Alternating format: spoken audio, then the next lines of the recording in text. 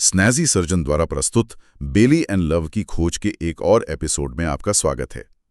आज हम कुछ ऐसी स्थितियों पर बात कर रहे हैं जो दुर्लभ तो हैं, लेकिन जब सामने आती हैं तो एक सर्जन के तौर पर हमारी समझ और तैयारी की परीक्षा लेती हैं। मेरा मतलब है स्तन की जन्मजात असामान्यताएं। बिल्कुल। और ये सिर्फ शारीरिक बनावट का सवाल नहीं होता, इनका मरीज की मानसिक स्थिति और हमारी सर्जिकल प्लानिंग दोनों पर ही गहरा असर पड़ता है। ये केस हमें हमेशा कुछ नया सिखाते हैं असल में। तो चलिए शुरुआत करते हैं अमीजिया से, मतलब जन्म से ही स्तन का न होना। ये एक तरफ भी हो सकता है या दोनों तरफ? जी, इसमें सिर्फ ग्लैंडुलर टिश्यू ही नहीं, कभी कभी निपल एरियोला कॉम्प्लेक्स भी नहीं होता, और इसे आइसोलेशन में देखना काफी नहीं होता।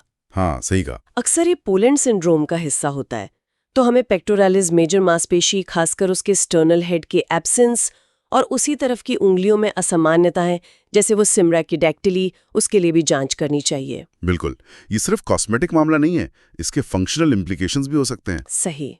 तो फिर इसके प्रबंधन की बात करें तो पुनर्निर्माण, रिकंस्ट्रक्शन एक मुख्य विकल्प रहता है। हाँ बिल्कुल, लेकिन पोलैंड सिंड्रोम के साथ ये थोड़ा और जटिल हो जाता है अगर पेक्टोरल मसल ना हो तो। आमतौर पर देखें लैटिसिमस डॉर्सी मसल फ्लैप, पीठ की मांसपेशी, उसके साथ सिलिकॉन इम्प्लांट का इस्तेमाल किया जाता है। इससे वॉल्यूम और शेप दोनों में मदद मिलती है। अच्छा। कभी कभी टिश्यू एक्सपेंडर भी यूज होते हैं, पर सबसे जरूरी है मरीज की उम्मीदों को समझना और रियलिस्टिक लक्ष्य तय करना। ठीक है, तो अमेजिया में तो ऊतक की कमी है, लेकिन कभी कभी स्थिति बिल्कुल उल्टी होती है। पॉलीमेजिया मतलब अतिरिक्त स्तन ऊतक का पाया जाना। हाँ, ये भी एक दिलचस्प स्थिति है।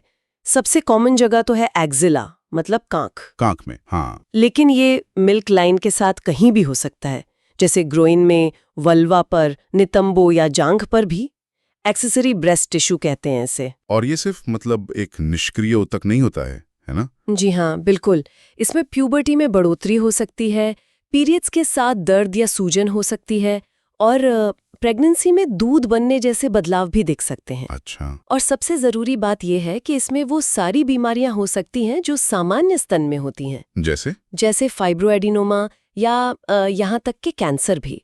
तो किसी भी गांठ को गंभीरता से लेना बहुत जरूरी है। और ये सिर्फ स्थानीय समस्या नहीं है ना? कभी कभी ये दूसरी जन्मजात दिक्कतों से भी जुड़ा होता है। हाँ बिल्कुल, जैसे किडनी, रीढ़ की हड्डी या दिल की समस्याएं, तो पूरी जांच जरूरी हो जाती है। एक्जिला में ऐसे लिम्फ नोड या लाइपोमा से अलग पहचानना भी कभी कभी मुश्किल होता है। ठीक है, एक और स्थिति जो हमें कभी कभी दिखती है वो है नवजात शिशुओं में स्तन की सूजन, नियोनेटल मास्टाइटिस। हाँ, ये ज्यादा कॉमन तो नहीं है, लेकिन लड़के और लड़कियों दोनों में हो सकती है। अक्सर जन्म के कुछ हफ्तों बाद दिखती है। इसका कारण आमतौर पर स्टेफाइलोकाकस ऑरियस बैक्टीरिया होता है। इसमें खास ध्यान ये रखना होता है कि इसे सिर्फ हार्मोनल प्रभाव से हुई सामान्य सूजन से अलग पहचाने, है ना? जी बिल्कुल, और प्रबंधन में जल्दबाजी नहीं करनी चाहिए। चीरा लगाने से बचना चाहिए जब तक पस बनने का पक्का सबूत ना हो, क्योंकि उससे स्तन के विकास पर असर पड़ सकता है आगे चलकर। तो फिर एंटीबायोटिक्स? हाँ, एंटीबायोटिक्स अक्सर काफी होते हैं। ड्रेनेज की जरूरत तभी पड़ती है जब एब्सिस बन जाए। अच्छा, और आखिर में बात करते हैं मैक्रोमास्टिया की, मतलब स्तनों का असामान्य रूप से बहुत बड़ा हो जाना, एक तरफ या दोनों तरफ? जी, ये बिनाइन स्थिति है, पर मरीज के लिए काफी परेशानी भरी हो सकती है। गर्दन, कंधे और पीठ में दर्द, पोस्चर की दिक्कतें, स्किन में रैशेस और साइकोलॉजिकल असर भी होता है। हाँ, वो तो है। कारण कई हो सकते हैं। इडियोपैथिक मतलब अज्ञात कारण सबसे आम है, पर मोटापा, हार्मोनल इम्बैलेंस, कुछ दवाएं या फिर हार्मोन्स के प्रति स्तन ऊतक की ज्यादा सेंसिटिविटी भी हो सकती है। तो इसके प्रबंधन में लक्षणों की गंभीरता और मरीज की इच्छा सबसे जरूरी होती है, सही? बिल्कुल। रिडक्शन मेमोप्लास्टी एक बहुत स्थापित प्रक्रिया है।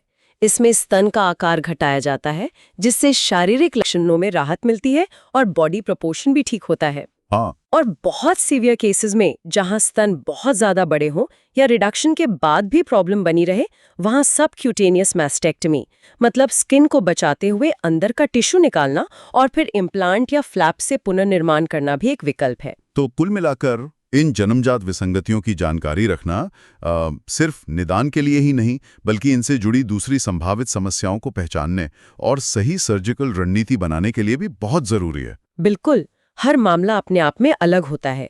विस्तृत हिस्ट्री, पूरी जांच और कभी-कभी इमेजिंग और दूसरी जांचें भी जरूरी होती हैं ताकि हम मरीज के लिए सबसे बेहतर योजना बना सकें, जिसमें उनके शारीरिक और मनोवैज्ञानिक दोनों पहलुओं का ध्यान रखा जाए। या एक विचार छोड़ जाते हैं सोचने के लिए, जैसे जैसे जेनेटिक टेस्टिंग और टिश्यू इंजीनियरिंग आगे बढ़ रही है, क्या भविष्य में हम इन जन्मजात स्थितियों का पूर्वानुमान या उपचार और भी बेहतर और व्यक्तिगत तरीके से कर पाएंगे? हमारे पॉडकास्ट को सुनने के लिए धन्यवाद। अगले एपिसोड में मिलते हैं।